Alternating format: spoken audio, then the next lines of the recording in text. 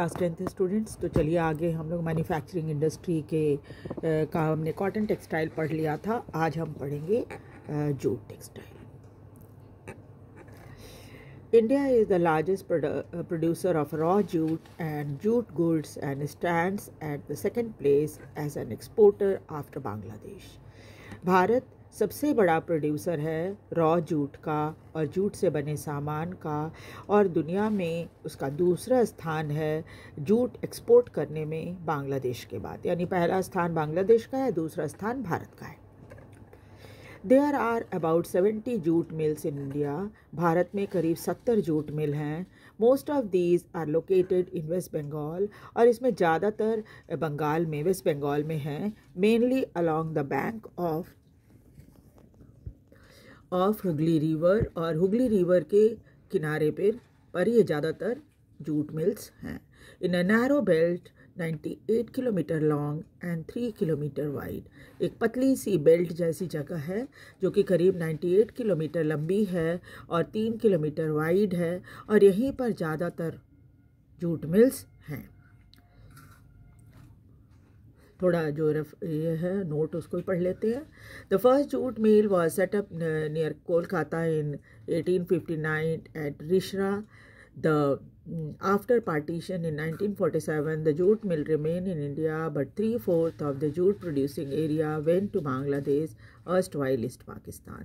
और जब 1947 में भारत का बंटवारा हुआ तो जूट मिल्स तो भारत में ही रह गए, लेकिन जूट प्रोड्यूसिंग एरिया लगभग 3/4 बांग्लादेश में चला गया, जो कि पहले ईस्ट पाकिस्तान कहलाता था। जब भारत का बंटवारा हुआ था उस समय वो ईस्ट पाकिस्तान कहलाता था, और 1971 के वॉर के बाद उसका नाम बदल गया और बांग्लादेश हो गया।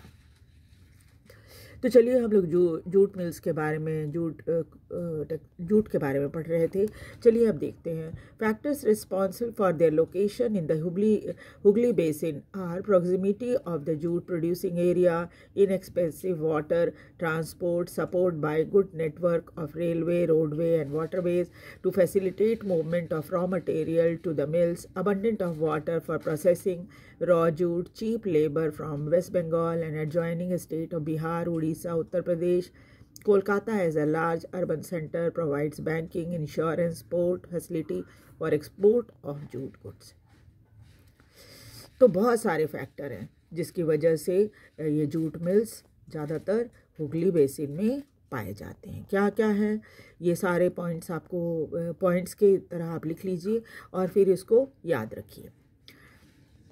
तो क्या है, सबसे पहले है कि सबसे कम खर्चे में वाटर ट्रांसपोर्ट मिलता है। आपको पता ही है water transport cheapest means of transport है, तो बहुत सस्ते में इन्हें वाटर ट्रांसपोर्ट मिल जाता है। इसके साथ ही साथ आगे भी नेटवर्क बहुत अच्छा है, रेलवे का, सड़कों का और पानी के साथ जो है इनकी मूवमेंट आसानी से हो पाती है रॉ मटेरियल की, जो कि इन सब चीज़ों की मदद से, यानी रेलवे, रोडवेज़ और वाटरवेज़ की मदद से बहुत आसानी से मिल्स तक पहुंच जाते हैं। Abundant of water for processing raw jute की प्रोसेसिंग में बहुत पानी खर्च होता है।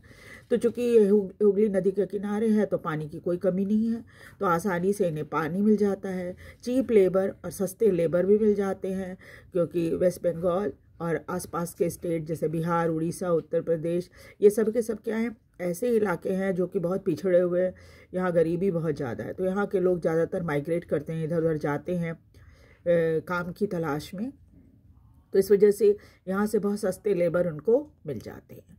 Kolkata is the largest urban centre. Calcutta सबसे बड़ा अर्बन सेंटर है जहाँ पर इन जूट मिल्स को बैंकिंग की, इंश्योरेंस की और port facility for export of jute goods, ये सभी के सभी इनको आसानी से मिल जाता है।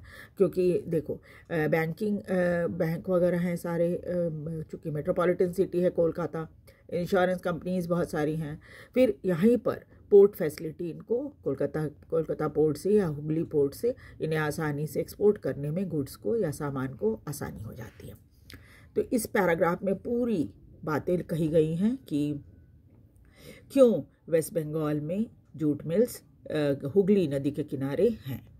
The jute industry supports 2.6 lakh workers directly and another 40 lakhs as small and migrant farmers who are engaged in cultivation of jute and mesta. और यहाँ पर जूट इंडस्ट्री में करीब 2.61 लाख वर्कर सीधे सीधे तौर पे काम करते हैं और करीब 40 लाख जो है मार्जिनल फार्मर्स, स्मॉल और मार्जिनल फार्मर्स हैं जो कि जूट की कल्टीवेशन करते हैं और मेस्ता की भी कल्टीवेशन करते हैं। Many more people are associated indirectly, और बहुत सारे लोग तो इनडायरेक्टली भी इससे जुड़े हुए हैं, जैसे ट्रांसपोर्ट वाले सारे जुड़े हुए होंगे इससे, इंश्योरेंस वाले, बैंकिंग वाले, सब के सब जुड़े हुए हैं इनडायरेक्टली इनके साथ।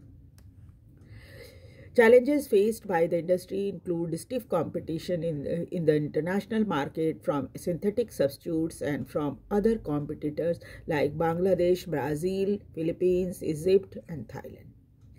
चैलेंज इनके सामने बहुत सारे हैं, इस इंडस्ट्री को बहुत कंपटीशन इनको इंटरनेशनल मार्केट में झेलना पड़ता है। अब क्योंकि सबसे बड़ी बात तो ये है कि सिंथेटिक सब्स्टिट्यूट आ गया। आजकल आप बोरियां देखोगे सिंथेटिक की बनी रहती है, पहले क्या होता था जूट की रहती थी। इसके अलावा क्या है, और दूसरे कॉम्पिटिटर्स भी हैं जिसमें बांग्लादेश, आपको पता ही है सबसे ज़्यादा जूट यहीं बांग्लादेश में ही होता है, फिर ब्राज़ील, फिलीपीन, इजिप्ट और थाईलैंड, यहाँ से बने हुए जूट मार्केट में भारतीय जो जूट प्रोड्यूसर हैं उनके सामने कंपटीशन करते हैं। However, the internal demand has been on the increase due to the government policy of mandatory use of jute packaging. अब देश के अंदर भी इसकी डिमांड बढ़ गई है क्योंकि सरकार ने पॉलिसी बना ली है कि अब आपको जूट की पैकेजिंग ही करनी पड़ेगी, यानी जूट की बोरियों में ही आप सामान को पैक कर सकते हो। To stimulate demand, the National Jute Policy was formulated in 2005. To stimulate demand, the products need to be diversified.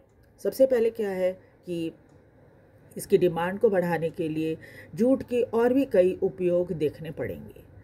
जब जितना ज़्यादा आप जूट की को डाइवर्सिफाई किया जाएगा, अलग अलग तरीके की उससे चीज़ें बनाई जाएंगी, उतनी ही इसकी डिमांड बढ़ेगी। In 2005, National Jute Policy was formulated with the objective of increasing productivity, improving quality, ensuring good prices to the jute farmers, and enhancing the yield per hectare. 2005 में नेशनल जूट पॉलिसी बनाई गई जिसमें ये कहा गया कि भाई इस उद्देश्य से बनाई गई थी, जिसमें ये कहा गया था कि पहले तो प्रोडक्शन है उसको बढ़ाओ, फिर क्वालिटी उसकी बढ़ाओ, फिर अच्छी प्राइसेस रखो ताकि जूट फार्मर्स को उससे फ़ायदा हो सके, और जो पर हेक्टेयर प्रोडक्शन है जूट का उसको भी बढ़ाया जा सके। The main market are USA, Canada, Russia, United Arab Republic, UK and Australia. जो मेन मार्केट हैं जो लोग जूट खरीदते हैं उनमें यूएसए है, कनाडा है, रशिया है, यूनाइटेड अरब रिपब्लिक है, यूके और Australia. The growing global concern of environment friendly biodegradable material has once again open the opportunity for the jute products. और अब जबकि ज़्यादा लोग चिंतित हो रहे हैं एनवायरनमेंट को लेकर, तो सभी चाहते हैं कि एनवायरनमेंट फ्रेंडली चीज़ें बने, सामान बने और जो बायोडिग्रेडेबल हो, यानी कि अगर आप वो ख़राब हो जाता है कोई चीज़, जैसे जूट का बैग अगर फट गया, ख़राब हो गया, तो वो फिर सड़ जाता है और मिट्टी में मिल जाता है, बायोडिग्रेडेबल होता है ना। और इसलिए अब जब इस तरह की स्थिति दुनिया में हो गई है तो ये जूट प्रोडक्शन की जूट के लिए बहुत ओपन हो गया है मार्केट, और उसके लिए मौका में हो गया है कि वो जूट प्रोडक्ट्स और ज़्यादा बढ़ाएं किसान, है ना। तो ये था जूट इंडस्ट्री। अब उसके आगे देखेंगे शुगर इंडस्ट्री। हम अभी आपको याद ही है हम एग्रो बेस्ड इंडस्ट्री पढ़ रहे हैं, तो शुगर इंडस्ट्री भी एग्रो बेस्ड इंडस्ट्री में आता है। India stands second as a world producer of sugar but occupies the first place in the production of गुड़ and खांड सारी। भारत का दूसरा स्थान है पूरी दुनिया में चीनी प्रोड्यूस करने में, लेकिन पहला स्थान है गुड़ और खांड सारी प्रोड्यूस करने में। The raw material used in this industry is bulky, बहुत ढेर सारा इस्तेमाल होता है ना। आपने गन्ना देखा ही होगा, बहुत सारा गन्ना होता है, फिर उसकी पेराई करते हैं, तो पेराई करने के बाद क्या होता है कि रस तो ले लेते हैं लेकिन फिर बाकी वो बच जाता है ना, उसको किनारे रख दिया जाता है। And haulage and in haulage its sucrose content reduces। और जैसे ही गन्ना खेत से कटता है तो तुरंत उसे मिल तक लाना ज़रूरी रहता है, क्योंकि अगर आप उसने रोका, आपने उसको रखा काफ़ी समय तक, तो क्या होता है उसमें जो मिठास होती है, रस होता है, वो सूखने लग जाता है। Where should the mill be ideally located. अब तब ये सोचने की बात है कि मिल कहाँ पर होना चाहिए, आइडियल प्लेस कौन सी है मिल के लिए, यानी कि चीनी मिल के लिए।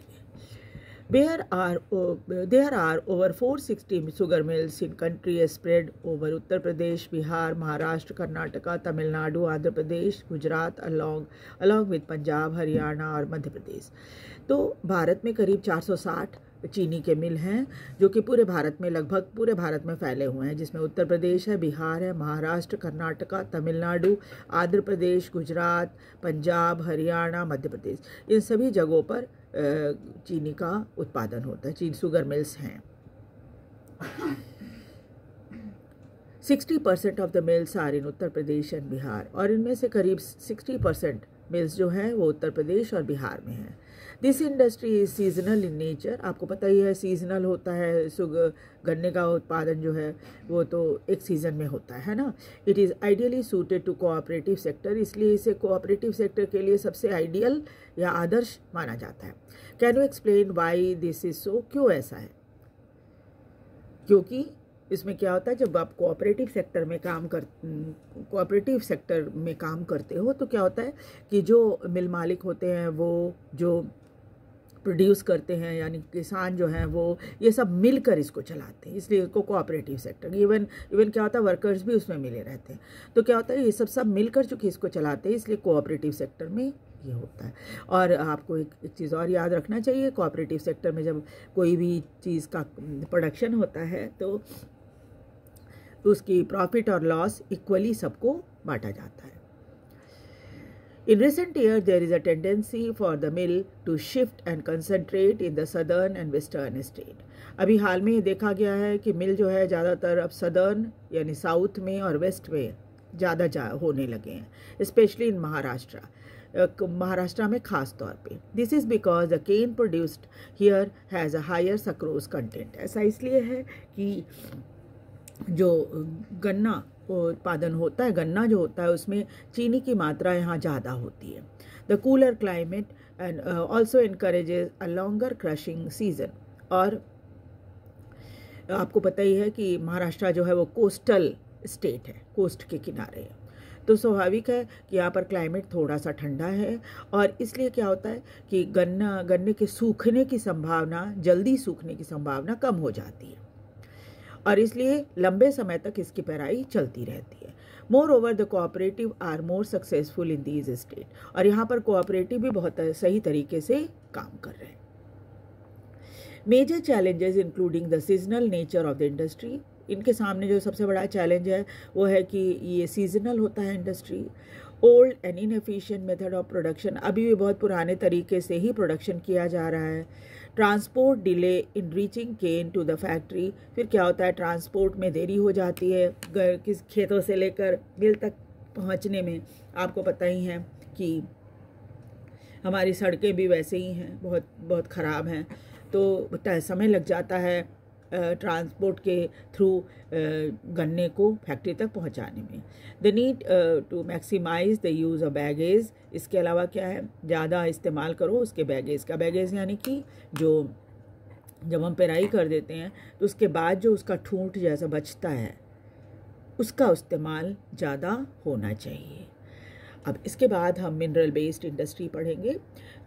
आपको वीडियो कैसा लगा लाइक और सब्सक्राइब कीजिए, और साथ ही साथ शेयर भी कीजिए ताकि ज़्यादा से ज़्यादा बच्चे इन वीडियो को देखकर फ़ायदा उठा सकें और मुझे भी मोटिवेशन मिलता रहे। Thank you very much.